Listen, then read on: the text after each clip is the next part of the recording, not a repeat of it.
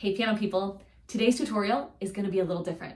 I'm super excited to share 3 exercises with you that you can do very easily with not a lot of time if you want to get more comfortable with the metronome or with counting out loud.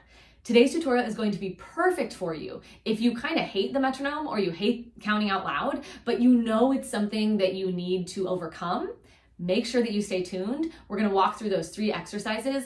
These exercises are very simple. They will not add a lot of time to your practice routine, but if you do them consistently, you will start to see results within a few days. Now, I actually taught a paid class a couple of months ago where I taught all of the participants of this class these exercises. And in today's tutorial, I'm actually leaking that paid class with you. Let's dive in. Let's go over a couple of exercises that you can do if you feel like counting out loud is really throwing you off, or if you feel like putting the metronome on is really throwing you off.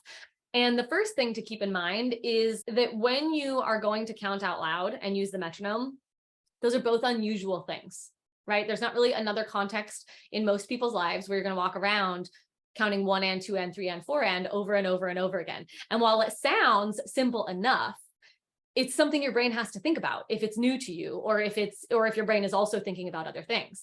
And so one thing that you can do to get yourself in the habit of being comfortable is to just count out loud, right? Like to just not turn on a metronome for a minute and just count out loud. You could do this while you walk. You could do this while you do dishes. You can do it at the piano for a few minutes before you start, but take a time signature. So let's do 3, 4, just to mix it up, and everybody stay on mute. And so I'm going to mute some people and you'll just practice counting.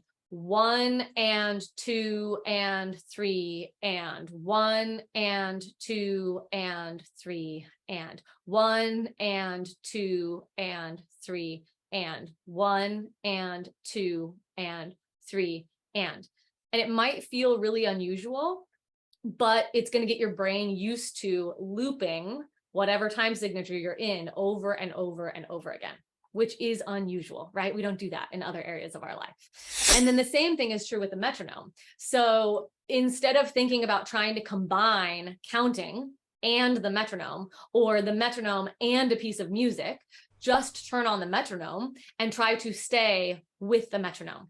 And so I'm going to turn on the metronome. I'll do it at a couple of different speeds. We'll start slow, and you might not be able to hear my metronome, but you'll hear me clapping. So again, I'm going to have you all stay on mute, and let's just see how accurate we can be with the metronome, which is going to be my clapping for you. Okay, so you want to make sure you're trying to adjust to be exactly on the click, not before and not after. Click, click, click, click, click, click, click, click, click, click, click.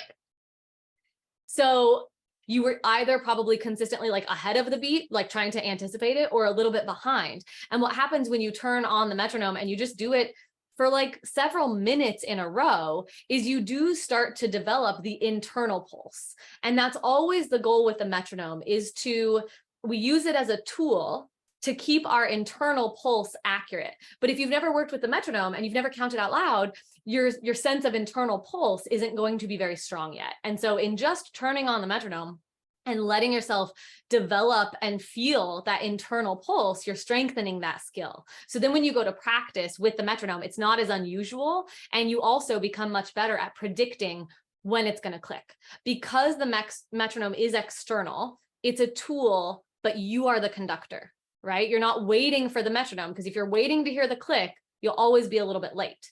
And if you're anxiously anticipating when it's going to click, you'll always be a little bit early. So it really works best when you have that internal pulse. So just turn on the metronome, practice it at different speeds, do it for a couple of minutes each day. And after a couple of weeks, you'll feel significantly more confident with the metronome. Okay. So you've got your counting out loud exercise where you just count like a baby learning how to walk. You just do the counting, teach yourself how to loop that. You've got the metronome exercise all by itself. And then you can work on combining them, where you turn on the metronome to 1 speed and you just count. And you're not clapping any rhythm, you're not working on a piece, you're just counting now with the metronome.